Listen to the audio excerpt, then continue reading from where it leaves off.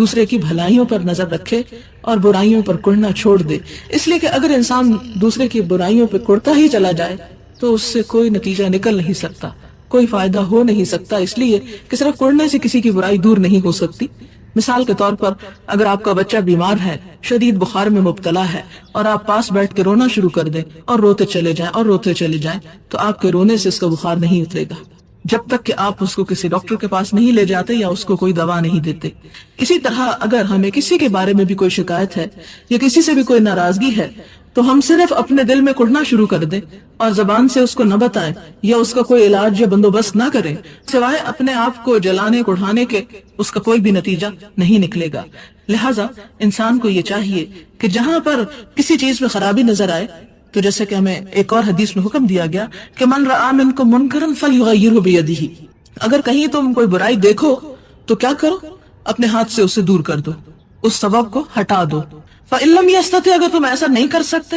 فبلسانہ، تو اپنی زبان سے تو بولو، زبان سے تو اس کو ہٹاؤ، پھر اگر نہیں تو پھر دل میں برا سمجھو، اور یہ ایمان کا کمزور ترین درجہ ہے۔ اسی طرح انسانی معاملات میں جو چیزیں معاملات کو بگاڑنے والی ہوں، جو خرابی پیدا کرنے والی ہوں، ان پر سب سے پہلے صرف کڑنا نہیں چاہیے بلکہ ہاتھ اور زبان سے اس خرابی کو دور کرنے کی کوشش کرنی چاہیے۔ اور یہاں پر بھی یہ بہترین نفسیاتی اصول دیا گیا کہ اگر انسان دوسروں کے ساتھ عمدہ سلوک کا متمنی ہے تو اس کے لیے ضروری ہے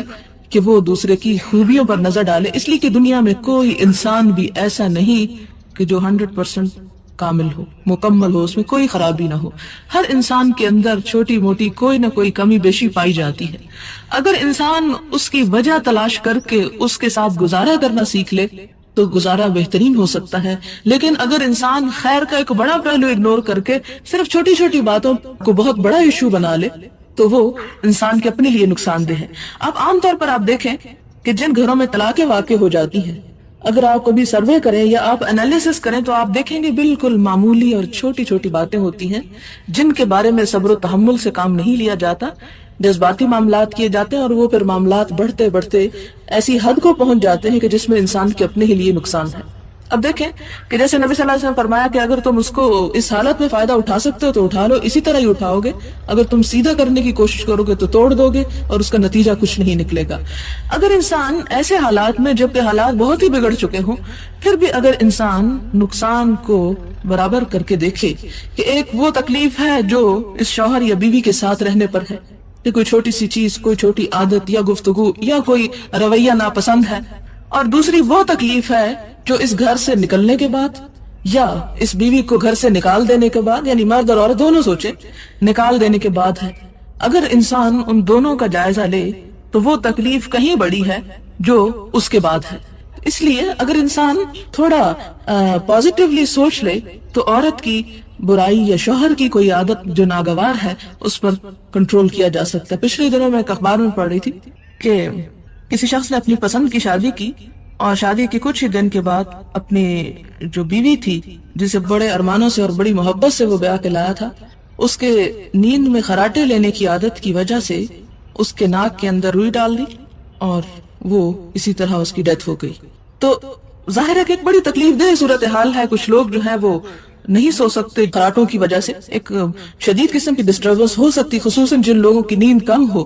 لیکن آپ دیکھیں کہ انسان اپنی خوشیوں کی خاطر اگر تھوڑی سی کسی کی تکلیف برداشت نہیں کر سکتا، اگر پھول چاہیے تو اس کے ساتھ کانٹا اوائڈ کرنا چاہتا تو یہ ہو نہیں سکتا۔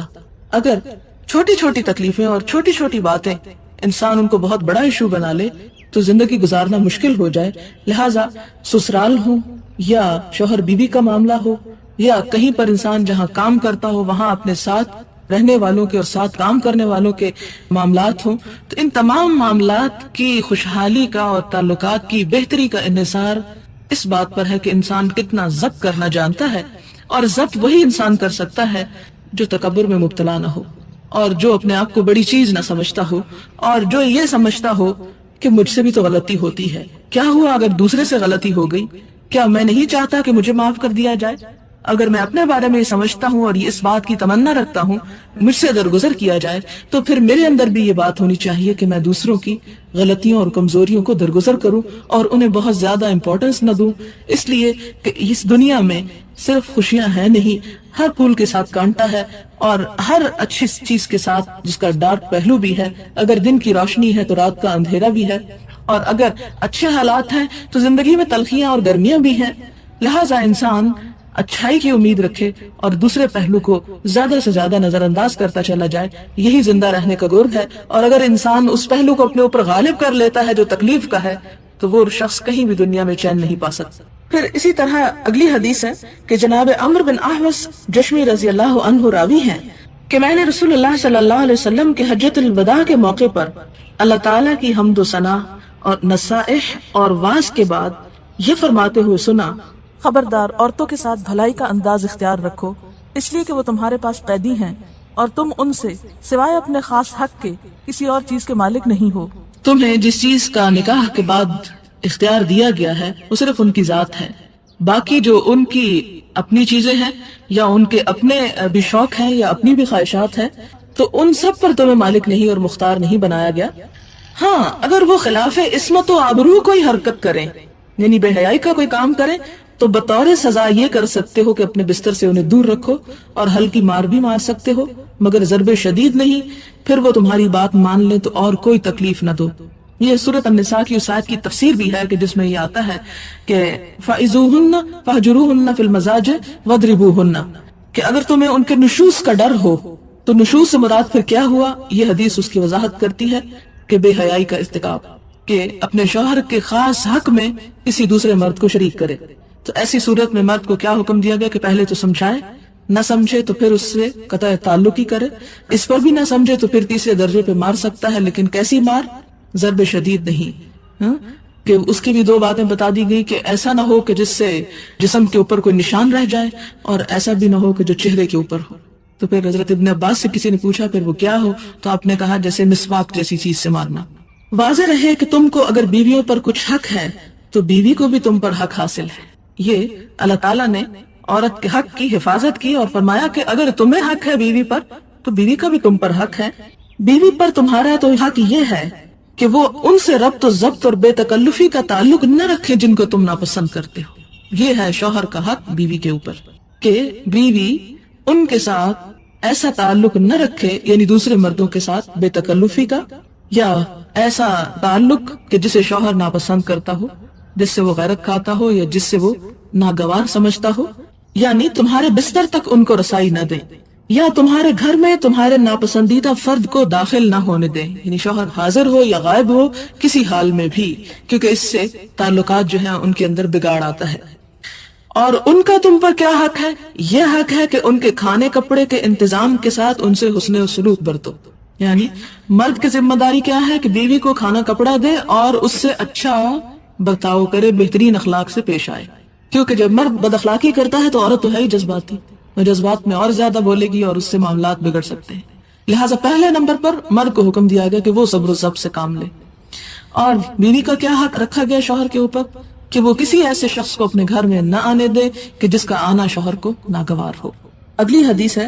حضرت معاویہ بن حیدہ سے رضی اللہ عنہ راوی ہیں کہ میں نے رسول اللہ صلی اللہ علیہ وسلم سے عرض کیا کہ یا رسول اللہ، ہماری بیویوں کا ہم پر کیا حق ہے؟ آپ صلی اللہ علیہ وسلم نے فرمایا، جب اور جو تو کھائے اسے بھی کھلا۔ یہ نہیں کہ شوہر بہترین چیز کھائے اور عورت بچا کچا کھائے، جیسے ہمارے معاشرے میں ہوتا ہے کہ پہلے شوہر کھا لے، بچے کھا لے، نوکر کھا لے، سب کھا لے اور پھر عورت جو ہے وہ بچا کچا برتنوں میں سے سمیٹ کے کھائے۔ تو یہ نہیں، بلکہ شوہر کو بھی جس طرح جس برتن اور جس قسم کے کھانے کا حق ہے، عورت کو بھی وہی کھانا کھانا چاہیے۔ عام طور پر آپ نے کئی گھرانوں میں دیکھا ہوگا، بڑی بوڑھیاں جو ہیں وہ بچیوں کو کچھ خاص قسم کے کھانوں سے اور چیزوں سے روک دیتی ہیں کہ یہ مت کھاؤ، اس سے جلدی جوان ہو جاؤ گے، اور اس قسم کے جو بلا وجہ کی پابندیاں اور قید ہیں۔ تو اسلام نے کسی ایسے کھانے سے منع نہیں کیا جو مرد کھا سکتا اور عورت نہ کھا سکتی ہو، اور جس طرح کہ قرآن پاک میں بھی آیا کہ اللہ نے تمہیں رزق دیا تھا، پھر فجعلتم منہ حلالا و حراما، کہ تم نے اس سے حلال اور حرام کے فلسفے خود گھڑ لیے اور خود اس کو تقسیم کر دیا۔ نہیں، باقی تمام چیزوں میں عورت کے حقوق وہی ہیں، صرف گھر کی ذمہ داری کے معاملے میں مرد کو قوام بنایا گیا اور عورت کو اس کا مددگار بنایا گیا. پھر اسی طرح فرمایا کہ جب اور جیسا لباس تو پہنے اسے بھی پہنا، یعنی اگر خود قیمتی پہنتے تو بیوی کو بھی قیمتی پہناؤ. لیکن آج کل کی عورتیں تو ماشاءاللہ مردوں سے بھی زیادہ قیمتی پہنتی ہیں. ان کے منہ پر نہ مارو، ان کے منہ پر نہ مارو، خاص طور پہ منع کیا گیا. اسے گالی نہ دو، ابیوز نہ کرو، اس لیے کہ پھر اگر عورت کے منہ سے نکلی تو مرد اسے اپنی عزت اور وقار کے خلاف سمجھے گا اور اس سے معاملہ جو ہے وہ حد سے زیادہ بگڑ جائے گا. لہٰذا مرد کو پہلے درجے پہ روکا گیا کہ وہ ایسا نہ کرے. اسے علیحدہ نہ کرو مگر گھر کے اندر ہی، یعنی گھر سے مت نکالو. پھر اگلی حدیث سے حضرت ابو ہریرہ سے بیان کرتا ہے کہ نبی محترم صلی اللہ علیہ وسلم نے فرمایا، باعتبار ایمان تم میں وہ شخص کامل مومن ہے جس کا اخلاق اچھا ہو. یعنی ایمان صرف زبانی اقرار کا نام نہیں بلکہ عملی طور پر بہترین اخلاق کا ہونا جو ہے وہ ایمان کا اظہار ہے. اور ساتھ ہی فرمایا کہ تم میں بہترین وہ ہے جس کا برتاؤ اپنی بیوی سے بہترین ہو. یعنی اخلاق کا مظاہرہ سب سے پہلے گھر سے کرو. یہ نہیں کہ گھر والوں کے ساتھ تم بدتمیزی سے پیش آؤ اور باہر تم سب سے اچھے انسان نظر آؤ. نہیں، سب سے بہترین وہ ہے جس کا سلوک یا جس کا اخلاق اپنی بیوی کے حق میں اچھا ہے. حضرت ایاس بن عبداللہ بن ابی ذباب رضی اللہ عنہ فرماتے ہیں کہ رسول اللہ صلی اللہ علیہ وسلم نے فرمایا، اللہ کی بندیوں عورتوں کو نہ مارا کرو. کچھ عرصہ گزرا تھا کہ حضرت عمر فاروق رضی اللہ تعالیٰ عنہ آپ کی خدمت میں آیا اور عرض کیا، یا رسول اللہ صلی اللہ علیہ وسلم، آپ کی رعایت کی وجہ سے کہ عورتوں کو نہ مارو، عورتیں اپنے شوہروں پر غالب آ گئی ہیں اور ان کی دلیری بہت بڑھ گئی ہے. یہ حالت معلوم ہونے کے بعد آپ صلی اللہ علیہ وسلم نے انہیں مارنے کی اجازت دے دی. اس کے بعد ازواج مطہرات کے پاس عورتیں آ کر اپنے خامدوں کی مار پیٹ کی شکایت کرنے لگی. اور ایک اور روایت میں آتا ہے کہ جس رات آپ نے اجازت دی تھی صبح کے وقت 80 عورتیں آئیں کہ جنہوں نے آ کے شکایت کی کہ ہمیں مارا پیٹا گیا ہے. تب جناب رسول اللہ صلی اللہ علیہ وسلم نے ارشاد فرمایا کہ اہل بیت محمد صلی اللہ علیہ وسلم کے پاس بہت سی عورتیں اپنے شوہروں کی شکایات کرنے آئی ہیں. ایسے شوہر سن لیں کہ وہ بھلے اور بہتر نہیں ہیں. یعنی جو مارتے ہیں وہ اللہ کے رسول صلی اللہ علیہ وسلم کی نظر میں ناپسندیدہ مرد ہیں. ساتھ ہی یہ فرمایا گیا نا کہ وہ شوہر اچھے نہیں ہیں، تو جو اچھا بننا چاہے وہ ایسا نہ کرے. جناب عبداللہ بن عمر بن عاص سے روایت ہے کہ رسول اللہ صلی اللہ علیہ وسلم نے فرمایا، دنیا ایک پونجی ہے اور اس پونجی کا بہترین حصہ نیک اور صالح عورت ہے، اس کو مارنے کی کبھی ضرورت ہی نہیں پڑے گی. 35واں باب. یہ باب ایک قرآنی آیت اور 8 احادیث پر مشتمل ہے. حق الزوج علی المرأة، شوہر کا اپنی بیوی پر حق اور اس کی تاکید. قال اللہ تعالی، الرجال قوامون علی النساء بما فضل اللہ بعضهم علی بعض وبما انفقوا من اموالهم فالصالحات قانتات حافظات للغیب بما حفظ اللہ. مرد عورتوں کے منتظم اور نگران ہیں کیونکہ اللہ تعالیٰ نے ان میں سے بعض کو بعض پر برتری دی ہے، نیز اس لیے کہ وہ اپنے اموال خرچ کرتے ہیں. یعنی مرد کو اگر عورت پر برتری حاصل ہے تو وہ اس وجہ سے دی گئی ہے کہ مرد اپنے خون پسینے کی کمائی جو ہے وہ عورت پہ خرچ کرتا ہے. بس نیک بخت عورتیں فرما برداری کرتی ہیں، اطاعت گزار ہوتی ہیں، بات مانتی ہیں اور بحفاظت الہی شوہر کی غیر موجودگی میں اس کے مفادات کی نگہداشت کرتی ہیں، اس کی اولاد کی، اس کے مال و دولت کی، اپنے گھر کی، اپنی عزت کی، ان تمام چیزوں. اسی سے حضرت ابو ہریرہ کی حدیث ہے، ان ابی ہریرہ رضی اللہ عنہ قال قال رسول اللہ صلی اللہ علیہ وسلم، اذا دعا الرجل امرأته الى فراشه فلم تأته فبات غضبان عليها لعنتها الملائکة حتى تصبح. متفق علیہ. جناب ابو ہریرہ رضی اللہ عنہ راوی ہیں کہ رسول اللہ صلی اللہ علیہ وسلم نے فرمایا کہ جب شوہر بیوی کو فعل زوجیت کے لیے بلائے اور بیوی نہ آئے اور میاں اس وجہ سے وہ رات غصے میں گزارے تو صبح تک فرشتے ایسی عورت پر لعنت ملامت کرتے رہتے ہیں. بخاری اور مسلم ہی کی ایک اور روایت میں ہے کہ جب کوئی عورت اپنے شوہر کے بستر کو چھوڑ کر رات بسر کرے تو فرشتے صبح تک اس پر لعنت کرتے رہتے ہیں. ایک اور روایت میں یوں ہے کہ رسول اللہ صلی اللہ علیہ وسلم نے فرمایا، قسم اس ذات کی جس کے قبضے میں میری جان ہے کہ کوئی شوہر اپنی بیوی کو اپنے بستر پر بلائے اور عورت انکار کر دے تو آسمان والے اس وقت تک اس سے ناراض رہتے ہیں جب تک اس کا شوہر اس سے راضی نہ ہو. جناب ابی ہریرہ سے روایت ہے کہ رسول اللہ صلی اللہ علیہ وسلم نے فرمایا، کسی عورت کے لیے یہ جائز نہیں کہ وہ شوہر کی موجودگی میں اس کی اجازت کے بغیر نفلی روزے رکھے، اور نہ یہ جائز ہے کہ شوہر کی اجازت کے بغیر اس کے گھر میں کسی کو آنے کی دعوت دے، اجازت دے. اگرچہ یہ باتیں بہت ناگوار بھی گزرے تو یہ جان لیں کہ یہ سب بخاری مسلم کی متفق علیہ روایات ہیں، صحیح احادیث ہیں. اگر ایمان ہے تو اللہ کے رسول صلی اللہ علیہ وسلم کی بات کو مان لیں، اور اگر آپ صلی اللہ علیہ وسلم ہی سے کوئی نسبت نہیں تو پھر ظاہر آپ کی بات بھی اچھی نہیں لگے گی. جناب عبداللہ بن عمر فاروق رضی اللہ عنہما بیان کرتے ہیں کہ نبی صلی اللہ علیہ وسلم نے فرمایا، کہ تم میں سے ہر شخص نگران اور ذمہ دار ہے، اور ہر نگران سے اپنے زیر دست کے بارے میں باز پرس ہوگی۔ حاکم بھی ذمہ دار ہے، مرد بھی اپنے اہل خانہ کا ذمہ دار ہے، اور عورت بھی اپنے شوہر کے گھر اور اس کی اولاد کی نگہبان اور ذمہ دار ہے۔ غرض کہ تم میں سے ہر شخص نگران اور ذمہ دار ہے، اور ہر ذمہ دار سے اپنے زیر دست کے بارے میں باز پرس ہوگی، یعنی ان کی رعایا کے بارے میں پوچھا جائے گا۔ اگلی حدیث جناب ابو علی طلق بن علی سے روایت ہے کہ رسول اللہ صلی اللہ علیہ وسلم نے فرمایا، جب بھی کوئی مرد اپنی بیوی کو تکمیل خواہش کے لیے بلائے تو اسے فوراً آنا چاہیے، خواہ وہ تندور پر روٹی ہی کیوں نہ پکا رہی ہو۔ یہ ترمذی اور نسائی کی روایت ہے، اگرچہ بخاری اور مسلم کی نہیں لیکن ترمذی اور نسائی کی ہے۔ جناب ابو ہریرہ رضی اللہ عنہ روایت کرتے ہیں کہ نبی کریم صلی اللہ علیہ وسلم نے فرمایا، اگر میں کسی کو کسی کے سامنے سجدہ کرنے کا حکم دیتا تو عورت سے کہتا کہ وہ اپنے خاوند کو سجدہ کرے، یعنی اگر ہوتا، لیکن دیا نہیں گیا۔ لیکن یہ مثال اس لیے دی گئی کہ عورت جو ہے اپنے شوہر کے ساتھ عزت اور احترام سے پیش آئے، اس کے ساتھ بچوں کا معاملہ نہ کرے یا اس کی بے عزتی نہ کرے۔ ام المومنین ام سلمہ رضی اللہ عنہا بیان فرماتی ہیں کہ رسول اللہ صلی اللہ علیہ وسلم نے فرمایا کہ کسی عورت کا ایسی حالت میں انتقال ہو جائے کہ اس کا شوہر اس سے راضی اور خوش ہو تو وہ عورت جنتی ہے۔ جناب معاذ بن جبل رضی اللہ عنہ راوی ہیں کہ رسول اللہ صلی اللہ علیہ وسلم نے فرمایا کہ دنیا میں کوئی بھی عورت جب اپنے شوہر کو اذیت اور تکلیف پہنچاتی ہے تو جنت کی حور اس عورت سے کہتی ہے کہ اللہ تیرا ستیہ ناز کرے، تو اپنے میاں کو نہ ستا، یہ تو تیرے پاس چند روزہ مہمان ہے اور بہت جلد تجھ سے بچھڑ کر ہمارے پاس آنے والا ہے، یعنی اگر وہ نیک ہو۔ جناب اسامہ بن زید رضی اللہ عنہما روایت کرتے ہیں کہ رسول اللہ صلی اللہ علیہ وسلم نے ارشاد فرمایا کہ میرے بعد مردوں کے لیے عورت سے بڑھ کر کوئی اور فتنہ نہیں ہوگا۔ وآخر دعوانا الحمدللہ رب العالمین۔ سبحان اللہ وبحمدہ عدد خلقہ ورضا نفسہ وزنۃ عرشہ ومداد کلماتہ، سبحان اللہ العظیم۔ اللہم صلی علی محمد وعلی آل محمد کما صلیت علی ابراہیم وعلى آل إبراهيم إنك حميد مجيد، اللهم بارك على محمد وعلى آل محمد كما باركت على إبراهيم وعلى آل إبراهيم إنك حميد مجيد۔ ربنا آتنا في الدنيا حسنة وفي الآخرة حسنة وقنا عذاب النار، ربنا لا تزغ قلوبنا بعد إذ هديتنا وهب لنا من لدنك رحمة إنك أنت الوهاب، ربنا هب لنا من أزواجنا وذرياتنا قرة أعين واجعلنا للمتقين إماما، يا حي يا قيوم برحمتك نستغيث، اللهم انفعنا بما علمتنا وعلمنا ما ينفعنا وزدنا علما، اللهم إنا نسألك الهدى والتقى والعفاف والغنى، اللهم أحسن عاقبتنا في الأمور كلها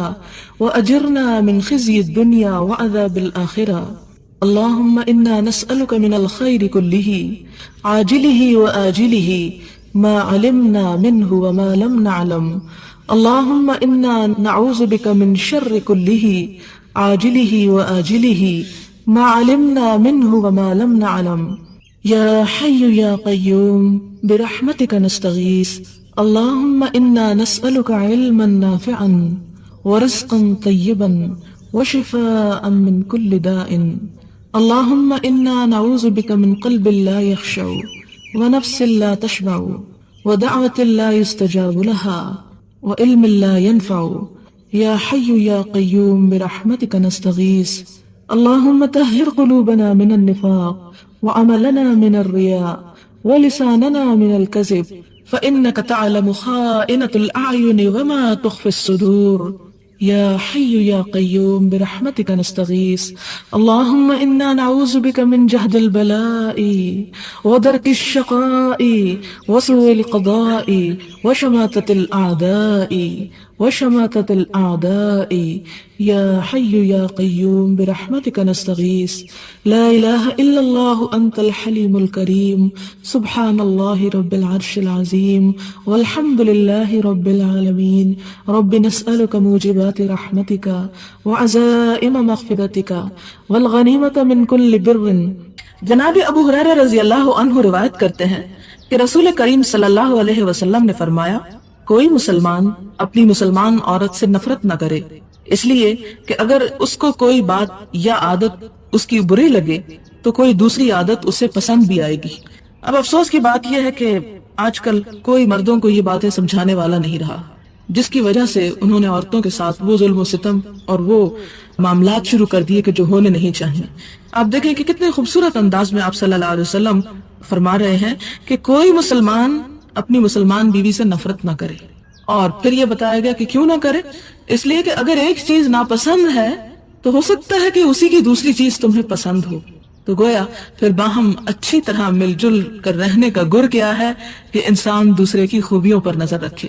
دوسرے کی بھلائیوں پر نظر رکھے اور برائیوں پر کڑنا چھوڑ دے۔ اس لیے کہ اگر انسان دوسرے کی برائیوں پہ کڑتا ہی چلا جائے تو اس سے کوئی نتیجہ نکل نہیں سکتا، کوئی فائدہ ہو نہیں سکتا، اس لیے کہ صرف کڑنے سے کسی کی برائی دور نہیں ہو سکتی۔ مثال کے طور پر اگر آپ کا بچہ بیمار ہے، شدید بخار میں مبتلا ہے، اور آپ پاس بیٹھ کے رونا شروع کر دیں اور روتے چلے جائیں اور روتے چلے جائیں، تو آپ کے رونے سے اس کا بخار نہیں اترے گا جب تک کہ آپ اس کو کسی ڈاکٹر کے پاس نہیں لے جاتے یا اس کو کوئی دوا نہیں دیتے۔ اسی طرح اگر ہمیں کسی کے بارے میں بھی کوئی شکایت ہے یا کسی سے بھی کوئی ناراضگی ہے تو ہم صرف اپنے دل میں کڑنا شروع کر دیں اور زبان سے اس کو نہ بتائیں یا اس کا کوئی علاج یا بندوبست نہ کریں، سوائے اپنے آپ کو جلانے کڑھانے کے اس کا کوئی بھی نتیجہ نہیں نکلے گا۔ لہٰذا انسان کو یہ چاہیے کہ جہاں پر کسی چیز میں خرابی نظر آئے، تو جیسے کہ ہمیں ایک اور حدیث میں حکم دیا گیا کہ من رآ منکم منکرا فلیغیرہ بیدہ، اگر کہیں تم کوئی برائی دیکھو تو کیا کرو، اپنے ہاتھ سے اسے دور کر دو، اس سبب کو ہٹا دو۔ فإن لم يستطع، اگر تم ایسا نہیں کر سکتے،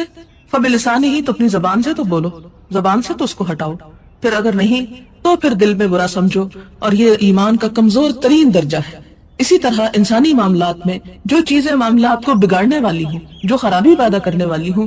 ان پر سب سے پہلے صرف کڑنا نہیں چاہیے بلکہ ہاتھ اور زبان سے اس خرابی کو دور کرنے کی کوشش کرنی چاہیے۔ اور یہاں پر بھی یہ بہترین نفسیاتی اصول دیا گیا کہ اگر انسان دوسروں کے ساتھ عمدہ سلوک کا متمنی ہے تو اس کے لیے ضروری ہے کہ وہ دوسرے کی خوبیوں پر نظر ڈالے، اس لیے کہ دنیا میں کوئی انسان بھی ایسا نہیں کہ جو 100% کامل ہو، مکمل ہو، اس میں کوئی خرابی نہ ہو۔ ہر انسان کے اندر چھوٹی موٹی کوئی نہ کوئی کمی بیشی پائی جاتی ہے۔ اگر انسان اس کی وجہ تلاش کر کے اس کے ساتھ گزارا کرنا سیکھ لے تو گزارا بہترین ہو سکتا ہے، لیکن اگر انسان خیر کا ایک بڑا پہلو اگنور کر کے صرف چھوٹی چھوٹی باتوں کو بہت بڑا ایشو بنا لے تو وہ انسان کے اپنے لیے نقصان دہ ہے۔ اب عام طور پر آپ دیکھیں کہ جن گھروں میں طلاقیں واقع ہو جاتی ہیں، اگر آپ کبھی سروے کریں یا آپ انالیسس کریں تو آپ دیکھیں گے بالکل معمولی اور چھوٹی چھوٹی باتیں ہوتی ہیں جن کے بارے میں صبر و تحمل سے کام نہیں لیا جاتا، جذباتی معاملات کیے جاتے ہیں، اور وہ پھر معاملات بڑھتے بڑھتے ایسی حد کو پہنچ جاتے ہیں کہ جس میں انسان کے اپنے ہی لیے نقصان ہے۔ اب دیکھیں کہ جیسے نبی صلی اللہ علیہ وسلم فرمایا کہ اگر تم اس کو اس حالت میں فائدہ اٹھا سکتے ہو تو اٹھا لو، اسی طرح ہی اٹھاؤ گے، اگر تم سیدھا کرنے کی کوشش کرو گے تو توڑ دو گے اور اس کا نتیجہ کچھ نہیں نکلے گا۔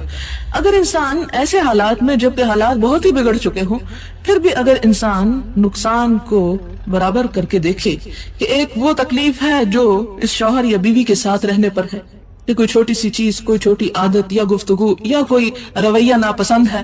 اور دوسری وہ تکلیف ہے جو اس گھر سے نکلنے کے بعد یا اس بیوی کو گھر سے نکال دینے کے بعد، یعنی مرد اور عورت دونوں سوچیں، نکال دینے کے بعد ہے۔ اگر انسان ان دونوں کا جائزہ لے تو وہ تکلیف کہیں بڑی ہے جو اس کے بعد ہے۔ اس لیے اگر انسان تھوڑا پازیٹیولی سوچ لے تو عورت کی برائی یا شوہر کی کوئی عادت جو ناگوار ہے اس پر کنٹرول کیا جا سکتا ہے۔ پچھلے دنوں میں ایک اخبار میں پڑھ رہی تھی کہ کسی شخص نے اپنی پسند کی شادی کی اور شادی کے کچھ ہی دن کے بعد اپنی جو بیوی تھی جسے بڑے ارمانوں سے اور بڑی محبت سے وہ بیاہ کے لایا تھا، اس کے نیند میں خراٹے لینے کی عادت کی وجہ سے اس کے ناک کے اندر روئی ڈال دی اور وہ اسی طرح اس کی ڈیتھ ہو گئی۔ تو ظاہر ہے کہ ایک بڑی تکلیف دہ صورتحال ہے۔ کچھ لوگ جو ہیں وہ نہیں سو سکتے خراٹوں کی وجہ سے، ایک شدید قسم کی ڈسٹربنس ہو سکتی، خصوصاً جن لوگوں کی نیند کم ہو۔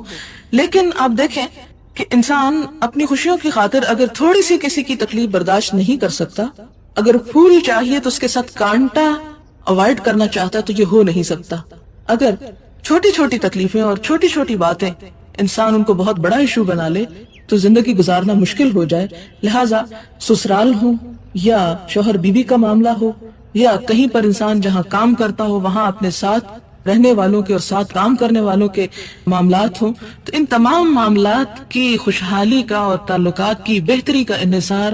اس بات پر ہے کہ انسان کتنا ضبط کرنا جانتا ہے، اور ضبط وہی انسان کر سکتا ہے جو تکبر میں مبتلا نہ ہو، اور جو اپنے آپ کو بڑی چیز نہ سمجھتا ہو، اور جو یہ سمجھتا ہو کہ مجھ سے بھی تو غلطی ہوتی ہے، کیا ہوا اگر دوسرے سے غلطی ہو گئی، کیا میں نہیں چاہتا کہ مجھے معاف کر دیا جائے؟ اگر میں اپنے بارے میں یہ سمجھتا ہوں اور اس بات کی تمنا رکھتا ہوں مجھ سے درگزر کیا جائے، تو پھر میرے اندر بھی یہ بات ہونی چاہیے کہ میں دوسروں کی غلطیوں اور کمزوریوں کو درگزر کروں اور انہیں بہت زیادہ امپورٹنس نہ دوں، اس لیے کہ اس دنیا میں صرف خوشیاں ہیں نہیں، ہر پھول کے ساتھ کانٹا ہے، اور ہر اچھی چیز کے ساتھ جس کا ڈارک پہلو بھی ہے، اگر دن کی روشنی ہے تو رات کا اندھیرا بھی ہے، اور اگر اچھے حالات ہیں تو زندگی میں تلخیاں اور گرمیاں بھی ہیں۔ لہٰذا انسان اچھائی کی امید رکھے اور دوسرے پہلو کو زیادہ سے زیادہ نظر انداز کرتا چلا جائے، یہی زندہ رہنے کا گر ہے، اور اگر انسان اس پہلو کو اپنے اوپر غالب کر لیتا ہے جو تکلیف کا ہے تو وہ شخص کہیں بھی دنیا میں چین نہیں پا سکتا۔ پھر اسی طرح اگلی حدیث ہے کہ جناب عمرو بن احوص جشمی رضی اللہ عنہ راوی ہیں کہ میں نے رسول اللہ صلی اللہ علیہ وسلم کے حجۃ الوداع کے موقع پر اللہ تعالیٰ کی حمد و ثنا اور نصائح اور وعظ کے بعد یہ فرماتے ہوئے سنا، خبردار عورتوں کے ساتھ بھلائی کا انداز اختیار رکھو، اس لیے کہ وہ تمہارے پاس قیدی ہیں اور تم ان سے سوائے اپنے خاص حق کے کسی اور چیز کے مالک نہیں ہو۔ تمہیں جس چیز کا نکاح کے بعد اختیار دیا گیا ہے وہ صرف ان کی ذات ہے، باقی جو ان کی اپنی چیزیں ہیں یا ان کے اپنے بھی شوق ہیں یا اپنی بھی خواہشات ہیں تو ان سب پر تمہیں مالک نہیں اور مختار نہیں بنایا گیا۔ ہاں، اگر وہ خلاف عصمت و آبرو کوئی حرکت کریں، یعنی بے حیائی کا کوئی کام کریں، تو بطور سزا یہ کر سکتے ہو کہ اپنے بستر سے انہیں دور رکھو اور ہلکی مار بھی مار سکتے ہو، مگر ضرب شدید نہیں۔ پھر وہ تمہاری بات مان لیں تو اور کوئی تکلیف نہ دو۔ یہ سورۃ النساء کی اس آیت کی تفسیر بھی ہے کہ جس میں یہ آتا ہے کہ فَإِذُوهُنَّ فَاهْجُرُوهُنَّ فِي الْمَضَاجِعِ وَاضْرِبُوهُنَّ، کہ اگر تمہیں ان کے نشوز کا ڈر ہو تو نشوز سے مراد پھر کیا ہوا؟ یہ حدیث اس کی وضاحت کرتی ہے کہ بے حیائی کا ارتکاب، کہ اپنے شوہر کے خاص حق میں کسی دوسرے مرد کو شریک کرے۔ تو ایسی صورت میں مرد کو کیا حکم دیا گیا کہ پہلے تو سمجھائے، نہ سمجھے تو پھر اس سے قطع تعلق ہی کرے، اس پر بھی نہ سمجھے تو پھر تیسرے درجے پہ مار سکتا ہے، لیکن کیسی مار؟ ضرب شدید نہیں، کہ اس کی بھی دو باتیں بتا دی گئی کہ ایسا نہ ہو کہ جس سے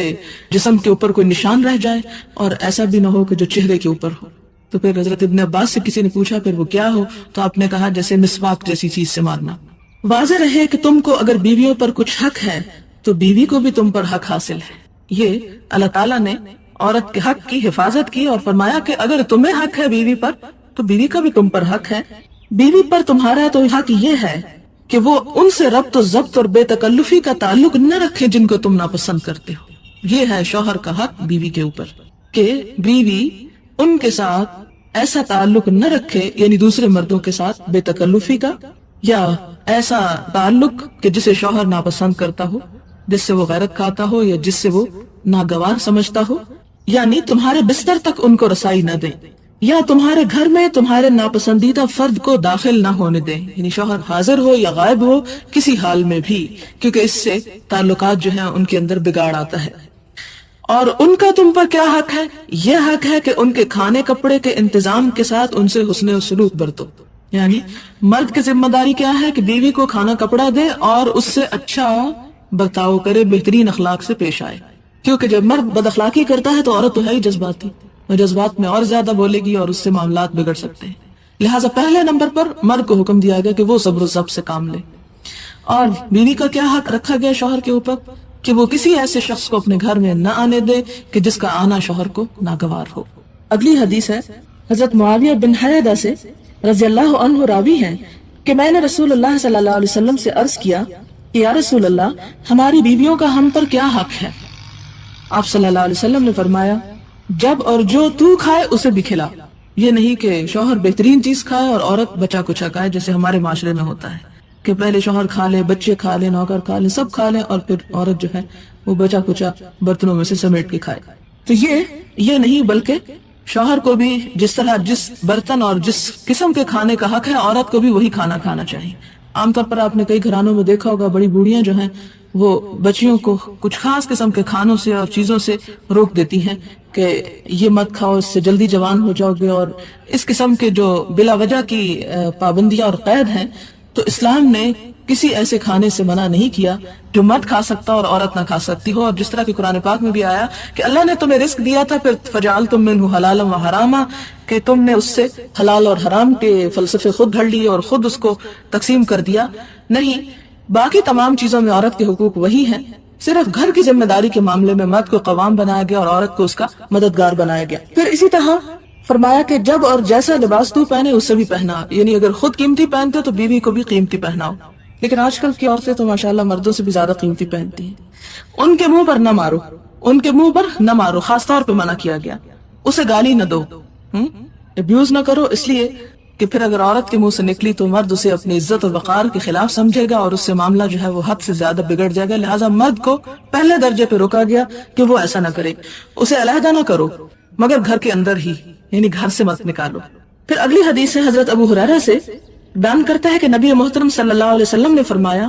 باعتبار ایمان تم میں وہ شخص کامل مومن ہے جس کا اخلاق اچھا ہو۔ یعنی ایمان صرف زبانی اقرار کا نام نہیں بلکہ عملی طور پر بہترین اخلاق کا ہونا جو ہے وہ ایمان کا اظہار ہے۔ اور ساتھ ہی فرمایا کہ تم میں بہترین وہ ہے جس کا برتاؤ اپنی بیوی سے بہترین ہو، یعنی اخلاق کا مظاہرہ سب سے پہلے گھر سے کرو۔ یہ نہیں کہ گھر والوں کے ساتھ تم بدتمیزی سے پیش آؤ اور باہر تم سب سے اچھے انسان نظر آؤ، نہیں، سب سے بہترین وہ ہے جس کا سلوک یا جس کا اخلاق اپنی بیوی کے حق میں اچھا ہے۔ حضرت ایاس بن عبداللہ بن ابی ذباب رضی اللہ عنہ فرماتے ہیں کہ رسول اللہ صلی اللہ علیہ وسلم نے فرمایا،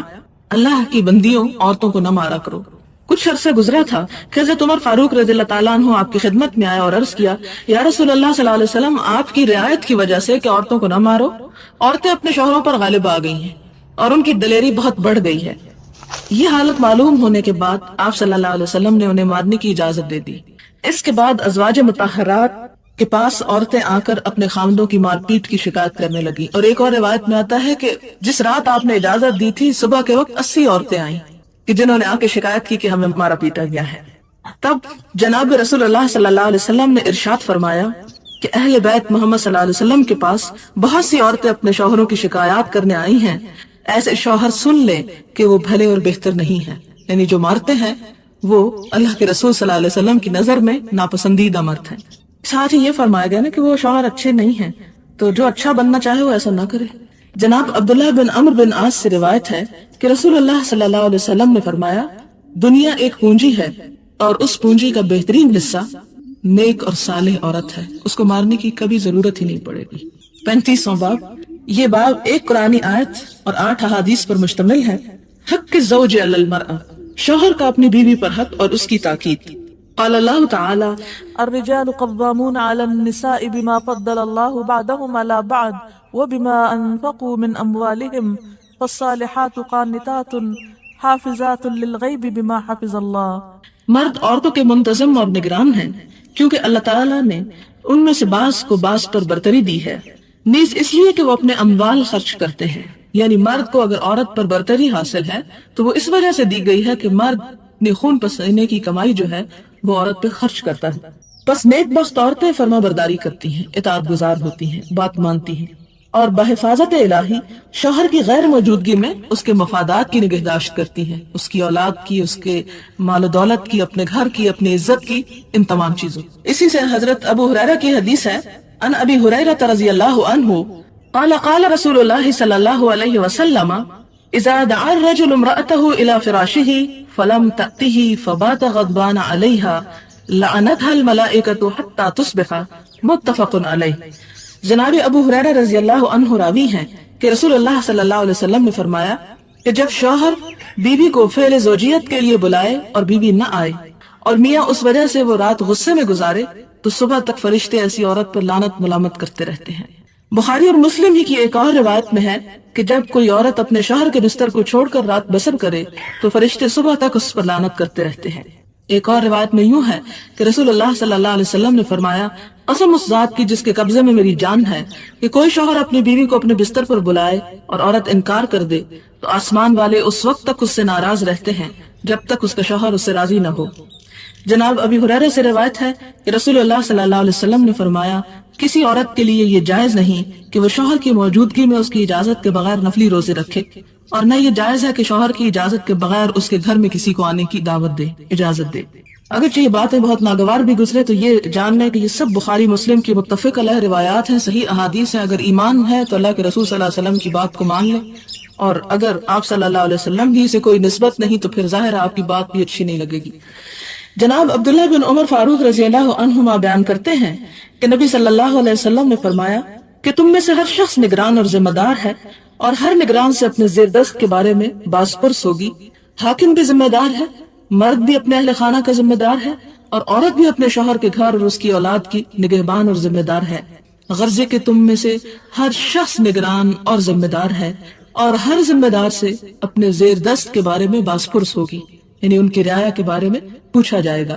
اگلی حدیث جناب ابو علی طلق بن علی سے روایت ہے کہ رسول اللہ صلی اللہ علیہ وسلم نے فرمایا، جب بھی کوئی مرد اپنی بیوی کو تکمیل خواہش کے لیے بلائے تو اسے فوراً آنا چاہیے، خواہ وہ تندور پر روٹی ہی کیوں نہ پکا رہی ہو۔ یہ ترمذی اور نسائی کی روایت ہے، اگرچہ بخاری اور مسلم کی نہیں لیکن ترمذی اور نسائی کی ہے۔ جناب ابو ہریرہ رضی اللہ عنہ روایت کرتے ہیں کہ نبی کریم صلی اللہ علیہ وسلم نے فرمایا، اگر میں کسی کو کسی کے سامنے سجدہ کرنے کا حکم دیتا تو عورت سے کہتا کہ وہ اپنے خاوند کو سجدہ کرے، یعنی اگر ہوتا، لیکن دیا نہیں گیا۔ لیکن یہ مثال اس لیے دی گئی کہ عورت جو ہے اپنے شوہر کے ساتھ عزت اور احترام سے پیش آئے، اس کے ساتھ بچوں کا معاملہ نہ کرے یا اس کی بے عزتی نہ کرے۔ ام المومنین ام سلمہ رضی اللہ عنہا بیان فرماتی ہیں کہ رسول اللہ صلی اللہ علیہ وسلم نے فرمایا کہ کسی عورت کا ایسی حالت میں انتقال ہو جائے کہ اس کا شوہر اس سے راضی اور خوش ہو تو وہ عورت جنتی ہے۔ جناب معاذ بن جبل رضی اللہ عنہ راوی ہیں کہ رسول اللہ صلی اللہ علیہ وسلم نے فرمایا کہ دنیا میں کوئی بھی عورت جب اپنے شوہر کو اذیت اور تکلیف پہنچاتی ہے تو جنت کی حور اس عورت سے کہتی ہے کہ اللہ تیرا ستیہ ناز کرے، تو اپنے میاں کو نہ ستا، یہ تو تیرے پاس چند روزہ مہمان ہے اور بہت جلد تجھ سے بچھڑ کر ہمارے پاس آنے والا ہے، یعنی اگر وہ نیک ہو۔